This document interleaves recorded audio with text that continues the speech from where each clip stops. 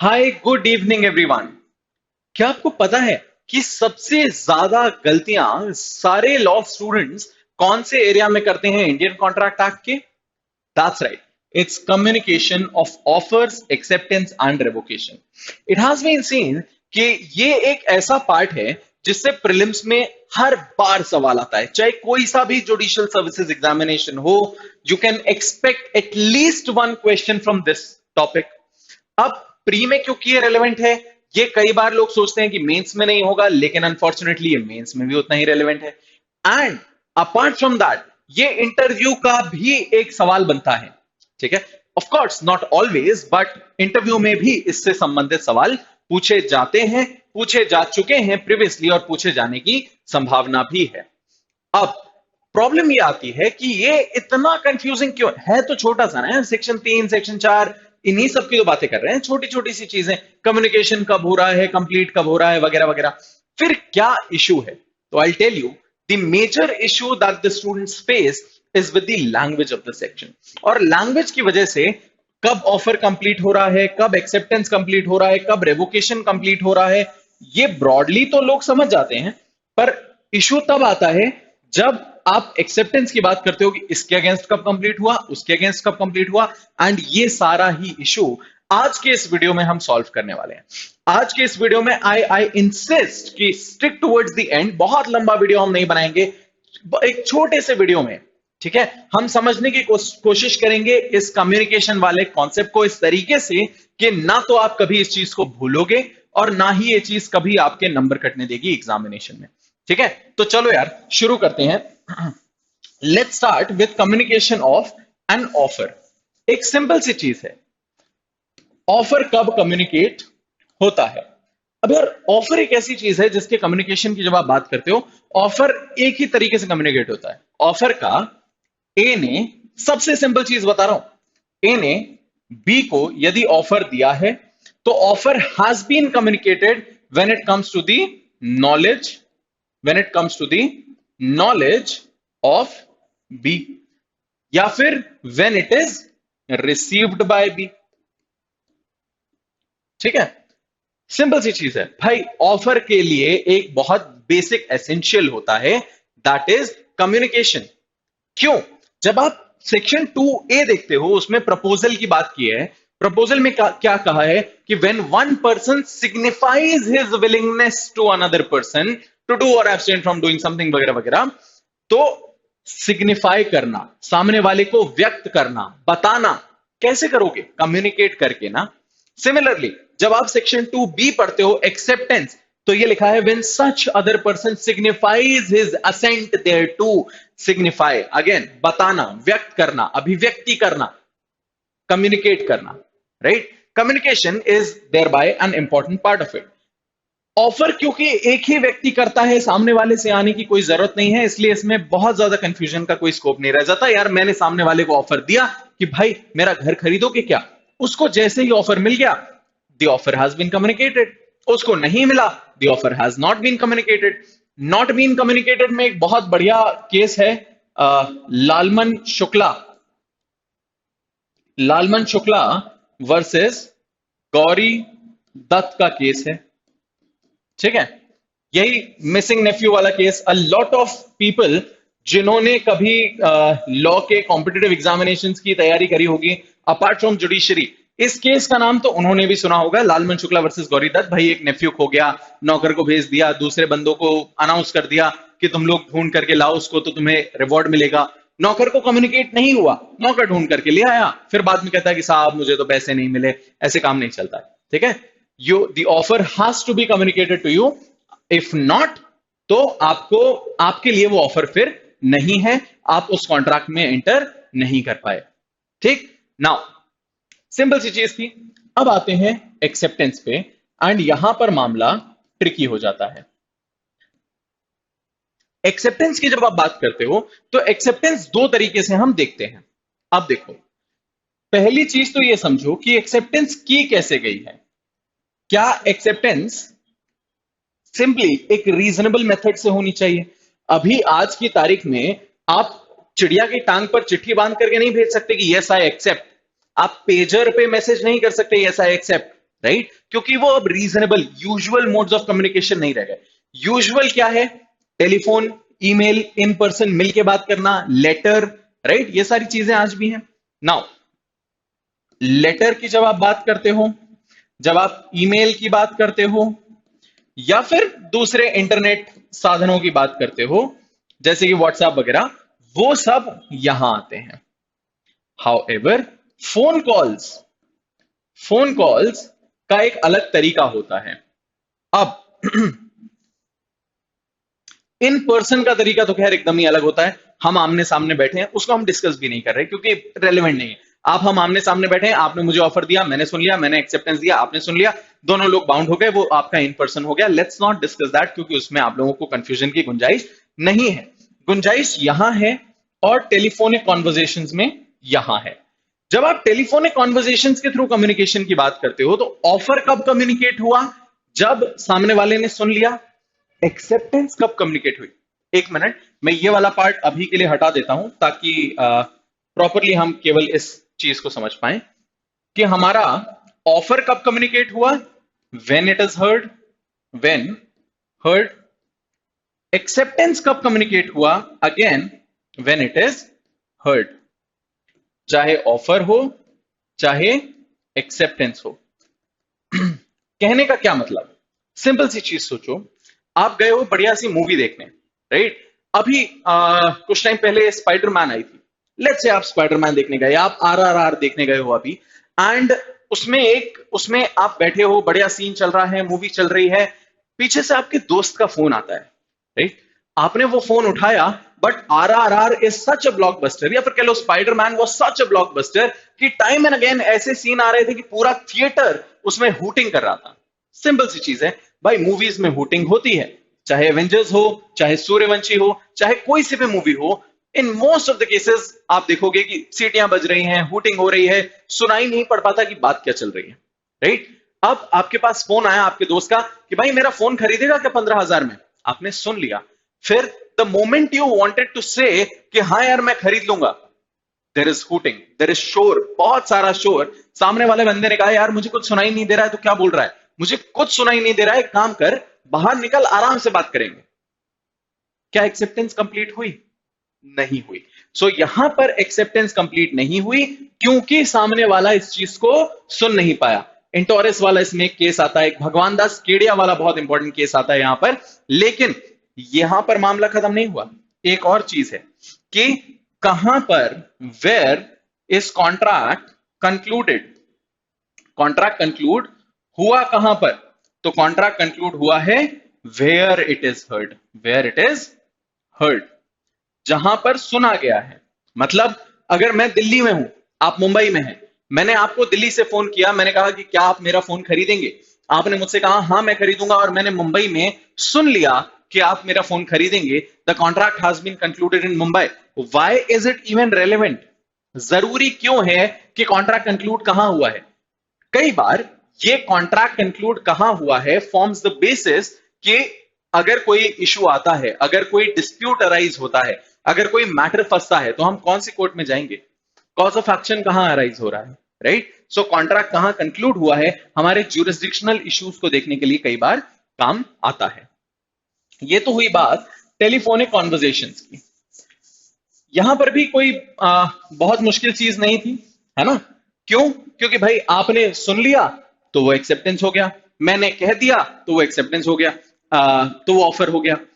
आपने जब तक नहीं सुना है तब तक ना एक्सेप्टेंस कंप्लीट होगा ना ऑफर कंप्लीट होगा। जिस जगह पर सुना गया है वहां पर हम कंप्लीट मानेंगे। But wait for it, now we'll talk about letters. Letters में एक थोड़ा सा पंगा अलग आता है। कहने का मतलब, ए एक व्यक्ति है, बी दूसरा व्यक्ति है, इसने चिट्ठी भेजी इसको, ठीक है? इसने चिट्ठी भेजी इसको ऑफर करते हुए। अब ये ऑफर इन्हें मिल गया, है ना? इन्होंने लेटर लिख लिया, लेटर लिख करके एनवलप में डाल लिया, एनवलप में डाल करके उसको सील कर दिया, ड्रॉर में रख दिया, घूम रहे हैं, एक्सेप्टेंस नहीं हुआ। इन्होंने लेटर ले जा करके पोस्ट ऑफिस में डाल दिया। जैसे ही ये लेटर पोस्ट ऑफिस में गया, and this is the neat part, ये बाउंड हो जाता है इस लेवल पर। एंड फर्दर ये लेटर जैसे ही आगे पहुंचा and it comes to the knowledge, इनकी नॉलेज में आ गया, नॉलेज ऑफ ए, या फिर अगेन रिसीव्ड बाय ए, वैसे ही ध्यान देना, जैसे ही ये रिसीव हुआ या इनकी नॉलेज में आया, वैसे ही ये बाउंड हो गए। इतना ट्रिकी करने की क्या जरूरत थी, ये सारी चीजें करने की क्या जरूरत थी? इसके लिए थोड़ा सा यार हिस्ट्री में जाओ, ठीक है। अभी के टाइम में हमारे पास 50 तरीके हैं किसी भी कॉन्ट्रैक्ट में एंटर करने के। हमारे पास जूम कॉल्स हैं, हमारे पास फोन कॉल्स हैं, हमारे पास hundreds of ways to communicate, right? But back in 1872 क्या हमारे पास इतने तरीके हुआ करते थे? याद करो, ये कॉन्ट्रैक्ट 1872 का है। उस समय हमारे पास ना तो इतने साधन थे, ना इतने रिलायबल सोर्सेस थे, राइट? अब इकलौता जो सोर्स था, जो सबसे रिलायबल था, वो उस समय हुआ करता था बाय वे ऑफ लेटर। क्यों बाय वे ऑफ लेटर? क्योंकि the letter was in the control of the government, right? उस समय सरकार के कंट्रोल में चिट्ठी होती थी। तो हम ये मानते थे कि आपने अगर चिट्ठी दे दी पोस्ट ऑफिस में, वो तो पहुंच ही जाएगी, राइट? वो तो पहुंच ही जाएगी।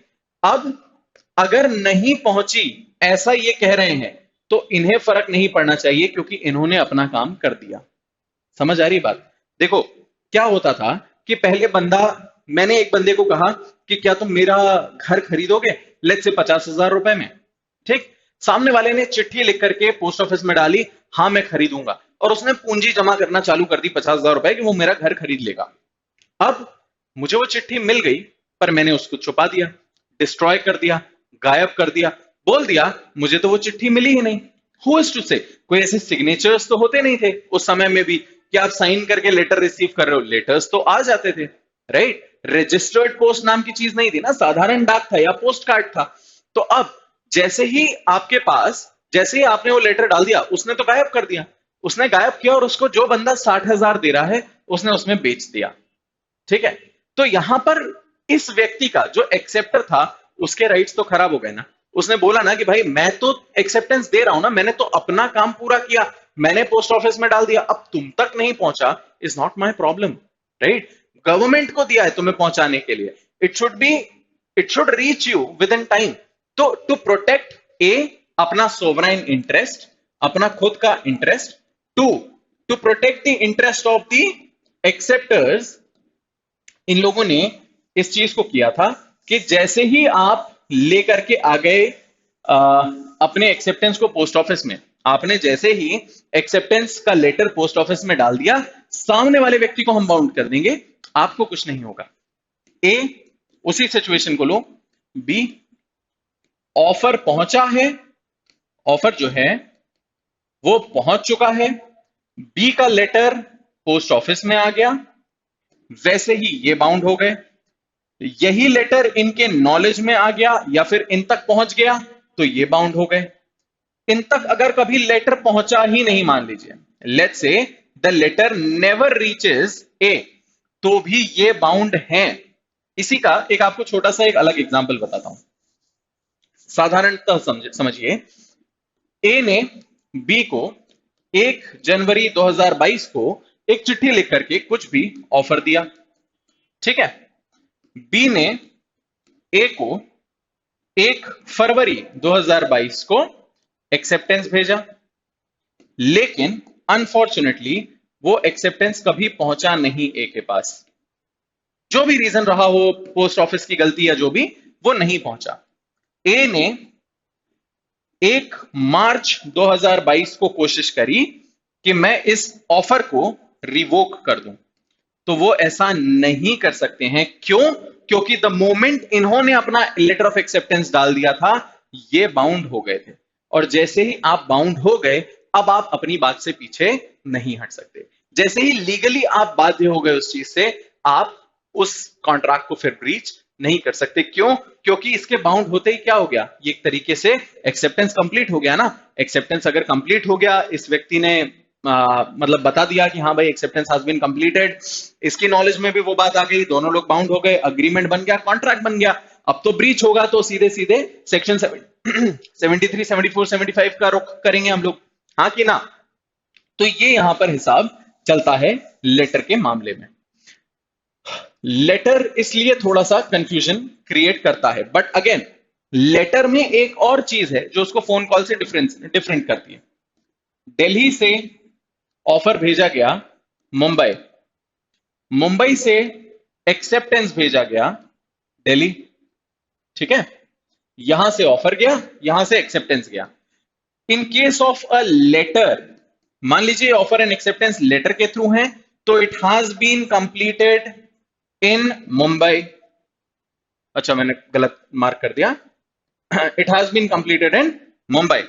अगर फोन कॉल्स पे हो रही है ये सारी चीजें, तो it has been completed in Delhi, ठीक है। अगर फोन कॉल्स पे चल रही है चीजें तो दिल्ली में कंप्लीट हुआ, अगर लेटर पे चल रही है तो मुंबई में कंप्लीट हुआ, ऐसा हम मानते हैं। अब लेटर और फोन में क्या डिफरेंस आ गया? फोन में कंप्लीट तब होता है जब सामने वाला सुन ले, लेटर में कंप्लीट हो जाता है चाहे वो लेटर सामने वाले तक पहुंचे या ना पहुंचे। The moment it is out of your control, the moment it is in the transit, वैसे ही सामने वाला व्यक्ति ऑटोमेटिकली बाउंड हो चुका है। ये बात है एक्सेप्टेंस की। लास्ट चीज एक और देखते हैं कि रेवोकेशन कैसे होता है। अब जब आप बात करते हो रेवोकेशन की, तो यार रेवोकेशन के तरीके तो बहुत सारे होते हैं। नोटिस के थ्रू हो सकता है, डेथ की वजह से हो सकता है, राइट। बहुत सारे तरीके होते हैं रेवोकेशन के, बट रेवोकेशन के हम कम्युनिकेशन की बात कर रहे हैं, तरीकों की नहीं। जब आप रेवोकेशन के तरीकों के कम्युनिकेशन की बात करते हो, तो कब आप रिवोक कर सकते हो ये देखो। इसी सिचुएशन को लेते हैं, ए ने बी को ऑफर भेजा, ध्यान देना अब इस चीज पे, ऑफर भेजा 1/1/22 को।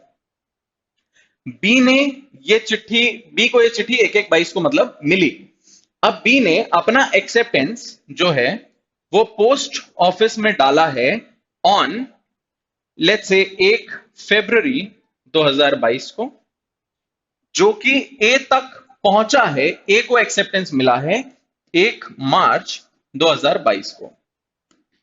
इसमें कोई इशू तो नहीं, ये तो एक सिंपल सी चीज है भाई। 1 जनवरी को मेरा ऑफर उस तक पहुंचा, 1 फरवरी को उसने पोस्ट ऑफिस में एक्सेप्टेंस की चिट्ठी डाल दी, 1 मार्च तक मेरे पास उसका कम्युनिकेशन आ गया।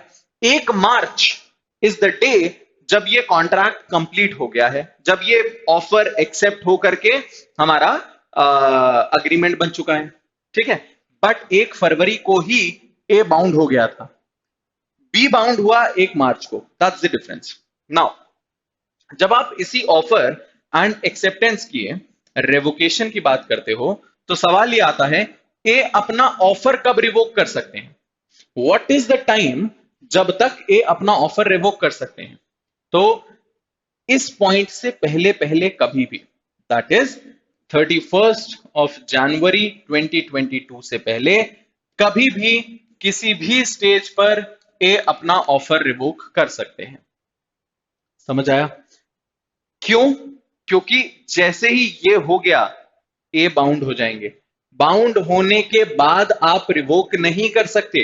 तो बाउंड होने से पहले पहले जितना एरिया है रिवोक कर लो उसमें। सेकेंडली, बी अपना एक्सेप्टेंस कब रिवोक कर सकते हैं? इनकी नॉलेज में आने के पहले पहले कभी भी, that is 28th, let's consider 28th only. हाँ वेल इस साल तो 28 ही थे, 28 फरवरी 2022 तक कभी भी ये अपना एक्सेप्टेंस रिवोक कर सकते हैं।